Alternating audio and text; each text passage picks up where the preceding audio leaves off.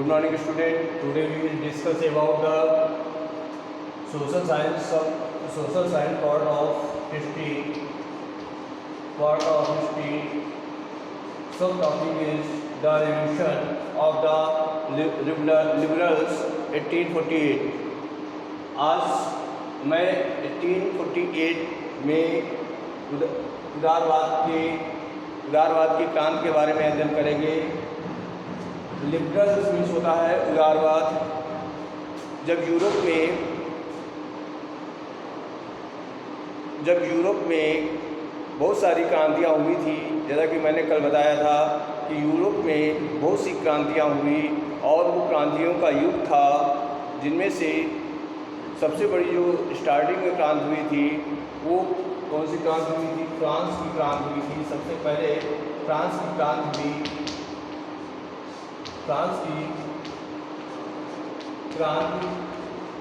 हुई। ये भी 1848 में ही हुई थी। लेकिन और जो उदारवाद की क्रांति है, उदारवाद की क्रांति, ये भी 1848 में ही हुई। दोनों क्रांतियाँ 1848 में हुई, लेकिन दोनों में डिफरेंस है।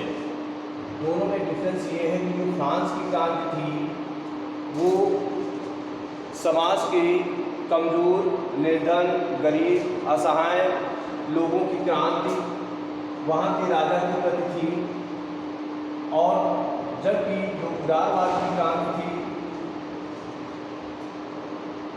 ये जो क्रांति थी ये समाज के निम्न वर्ग से संबंधित थी, जबकि ये उदारवाद की क्रांति ये समाज के मध्यम वर्ग से संबंधित है, जिसमें मध्यम वर्ग में समाज के शिक्षक, ट्रेडर्स, मर्चेंट्स, ठीक है, पढ़े लिखे लोगों की क्रांति थी।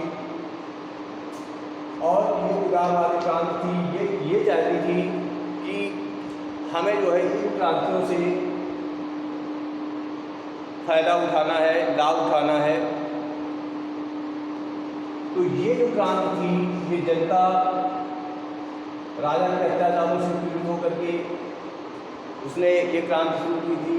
लेकिन ये जो क्रांति थी, ये जो पढ़े लिखे लोग थे वो इसके मेनली दो बातें थी। एक ये संविधान का निर्माण करना चाहती थी, संविधान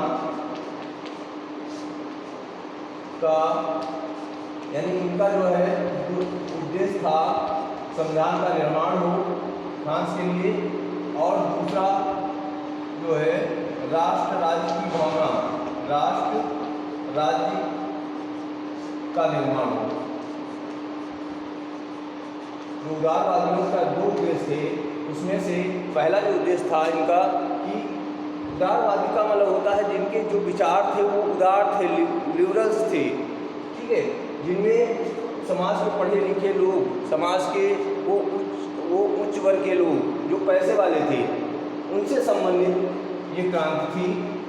और इनका दो ही उद्देश्य थे, एक तो संविधान का निर्माण हो फ्रांस में, और दूसरा जो है राष्ट्र राज्य का निर्माण की भावना। क्योंकि उस टाइम यूरोप में जो था, यूरोप में छोटे छोटे राज्य थे और वो स्वतंत्र थे, और ये यूनिफिकेशन चाहते थे कि जो पूरा यूरोप है, जो छोटे छोटे राज्य हैं, स्वतंत्र है, जहाँ पर राजतंत्र है, ठीक है, वो सब मिल करके एक राष्ट्र बने, एक नेशन बने, और वो नेशन बने और उसका अपना एक कॉन्स्टिट्यूशन हो, वो राष्ट्र बने और उसका एक कॉन्स्टिट्यूशन हो। ये विचार जो थे ये लिबरल्स के थे, उदारवादी लोगों के थे ये विचार जो थे। क्योंकि आज भी उस टाइम यूरोप में जैसे इटली है, जर्मनी है, जर्मनी, हंगरी, ऑस्ट्रिया, उस टाइम जो है स्वतंत्र राज्य थे, छोटे छोटे राज्य थे लेकिन स्वतंत्र थे, वहाँ पर राजतंत्र था। और राजतंत्र जो है वो निरंकुश होता है, राजतंत्र जो होता है वो निरंकुश ही होता है, वो मनमानी करता है, जो चाहेगा वही करता है। तो ये जो उदारवादी थे ये चाहते थे कि जो राज्य हैं जो स्वतंत्र हैं वो सब मिल जाए, उनका यूनिफिकेशन हो जाए, एकीकरण हो जाए, और एकीकरण होने के पश्चात एक नेशन स्टेट की भावना या एक नेशन स्टेट बन जाए, और साथ साथ जब नेशन स्टेट बन जाए तो उसका एक अपना कॉन्स्टिट्यूशन भी बने। ऐसी जो मांग थी वो उदारवादी, वो लिबरल्स की थी, उदारवादियों की थी। और उदारवादी वो थे जो समाज के मध्यम वर्गीय लोग थे, जो पढ़े लिखे थे, शिक्षित थे, और ट्रेडर्स, मर्चेंट्स, शिक्षक वगैरह थे, वो लोग जो थे वो उदारवादी थे। तो इसके लिए क्या हुआ कि ऐसी जो उदारवाद की जो भावना डेवलप हुई वो सबसे पहले जर्मनी में हुई। उदारवाद की भावना, जो उदारवाद की रिवॉल्यूशन का जो इफेक्ट पड़ा तो जर्मनी पे पड़ा। जर्मनी में क्या हुआ, जर्मनी में उदारवाद कैसे, सबसे पहले जर्मनी में उदारवाद का प्रारंभ हुआ। तो यहाँ पर क्या हुआ कि जर्मनी में जो पढ़े लिखे लोग थे, शिक्षित लोग थे, मर्चेंट्स थे, वो जो है चाहते थे कि एक राष्ट्र राज्य का निर्माण हो, यहाँ पर यही लोग चाहते थे, और एक नेशन स्टेट बने। तो इन्होंने क्या किया, जर्मनी के जो पढ़े लिखे लोग थे उन्होंने एक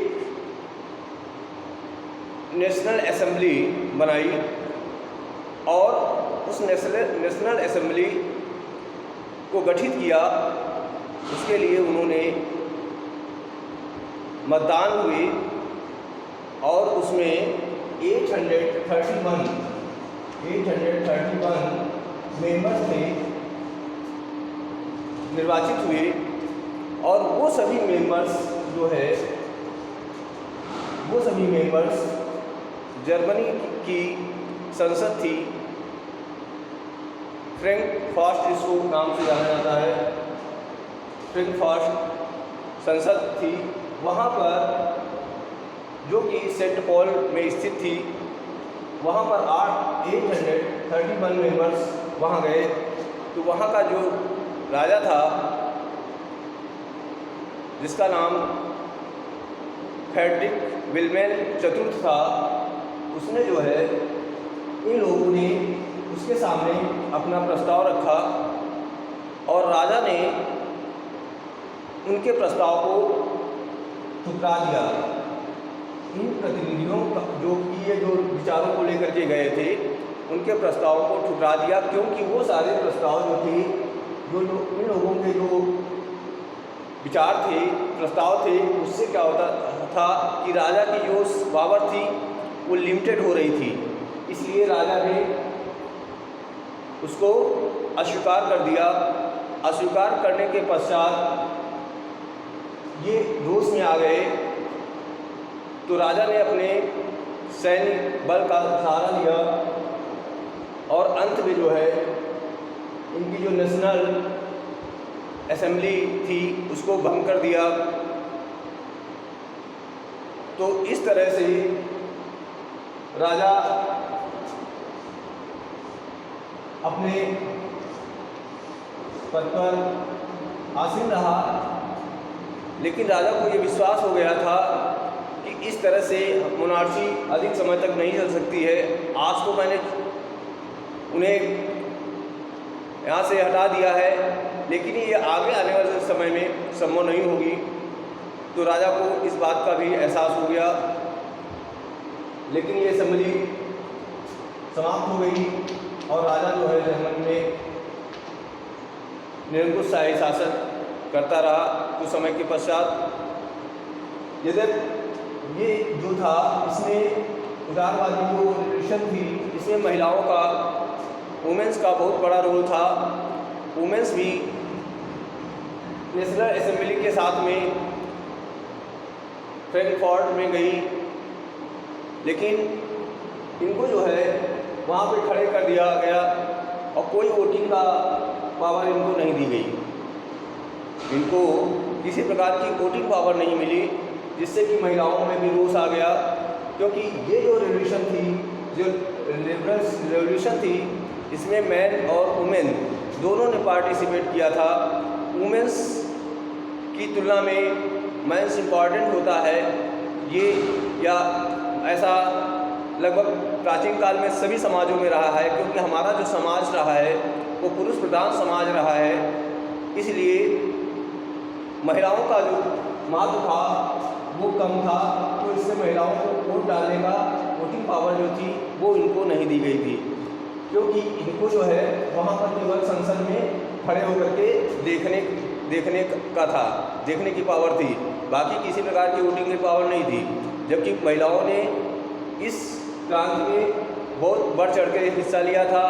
उसने समाचार पत्रों के माध्यम से, न्यूज़पेपर के माध्यम से और हर तरह से उन्होंने इस रिवॉल्यूशन को आगे बढ़ाया, लेकिन फिर भी जो है उन्हें वोटिंग की पावर ना मिलने के कारण इन महिलाओं में भी बहुत रोष था।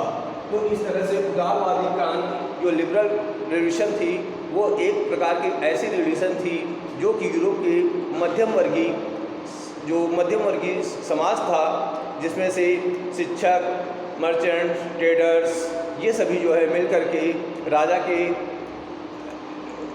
ये सब मिल करके एक राज्य के साथ साथ एक नेशन स्टेट बनाने की मांग थी और साथ साथ एक कॉन्स्टिट्यूशनल सिस्टम को लागू करने की मांग थी। तो ये जो थे दोनों विचार जो है उदारवादियों के थे। जय हिंद।